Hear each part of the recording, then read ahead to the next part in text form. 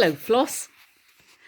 I'm here with another Mrs. Pepperpot story, and I think this time we can be sure that she's actually going to turn up, because it's called Mrs. Pepperpot's birthday. You know, in our last story, there was no sign of her. Anyway, this one, she's going to be there. So here we go. It was Mrs. Pepperpot's birthday, so she had asked her neighbours in to coffee at 3 o'clock. All day she had been scrubbing and polishing, and now it was 10 minutes to 3, and she was putting the final touches to the strawberry layer cake on the kitchen table. As she stood balancing the last strawberry on a spoon, she suddenly felt herself shrinking. Not slowly, as she sometimes did, but so fast that she didn't even have time to put the strawberry on a plate. It rolled onto the floor, and Mrs. Pepperpot tumbled after it. But she quickly picked herself up and jumped into the cat's basket. Puss was a bit surprised, but allowed her to snuggle down with the kittens in her black and white striped skirt and white blouse.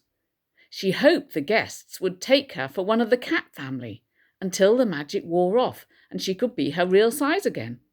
For you may remember, that Mrs. Pepperpot never liked anyone to see her when she was tiny.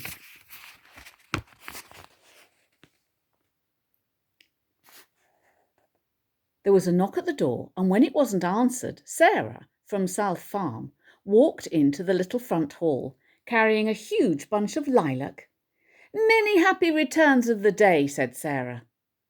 There was no reply, so she peered into the kitchen, thinking Mrs. Pepperpot might be in there, though naturally she didn't look in the cat basket.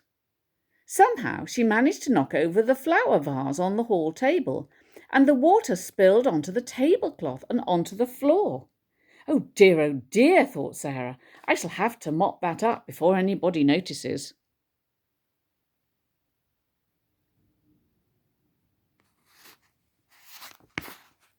But at that moment there was another knock on the door, so Sarah ran into the kitchen and hid in a cupboard. It came from Nora from North Farm, and she was carrying a very nice tablecloth. "Many happy returns," she said. But as she got no answer, she looked around for Mrs. Pepperpot, and her parcel swept the vase off the table onto the floor. "That's bad," thought Nora. "I must put it back before anyone comes." But before she could do it, there was another knock on the door, and Nora hurried into the bedroom and crept under the bed. Esther from East Farm came in, carrying a handsome glass bowl for Mrs. Pepperpot. When she said, "Many happy returns," and no one answered, she walked straight into the living room, carrying the bowl in front of her. She didn't notice the vase on the floor and put her foot straight on it. There was a nasty crunch, and there it lay in smithereens. "Goodness gracious, what have I done?" thought Esther. "Perhaps if I hide it behind this curtain, no one will know who did it." So she quickly wrapped herself in one of the curtains. At that moment the clock struck 3 and the magic wore off. There was Mrs. Pepperpot, as large as life, walking through the kitchen.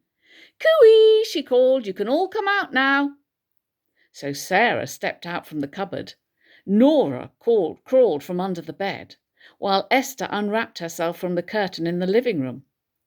At first they looked sheepish, but then they said, "Many happy returns," all over again, and they had a good laugh, while Mrs. Pepperpot swept up the broken vase, threw away the dead flowers and put the wet tablecloth in the wash tub. Then she thanked them for their fine presents.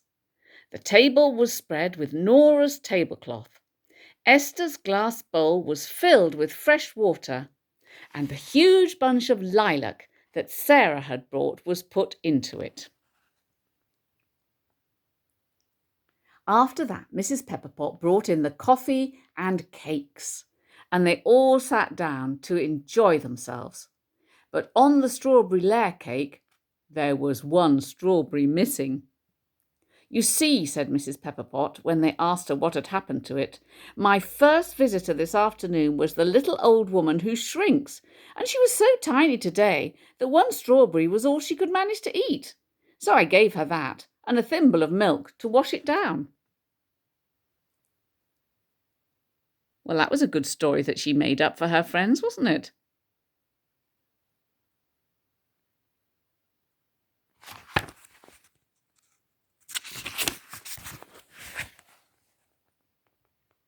"Didn't you ask her to stay so we could see her?" asked Sarah. For they were all very curious about the little old woman who shrank, and nobody thereabouts had ever seen her. She was sorry, she said, but she was in a tearing hurry. She had some business with a mouse, her night watchman or something. But she told me to tell you that she did enjoy our little game of hide and seek.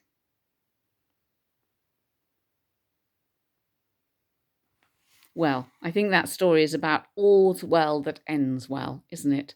So they all had a lovely tea and celebrated Mrs. Pepperpot's birthday in style. So, see you again soon, Floss. Bye-zio.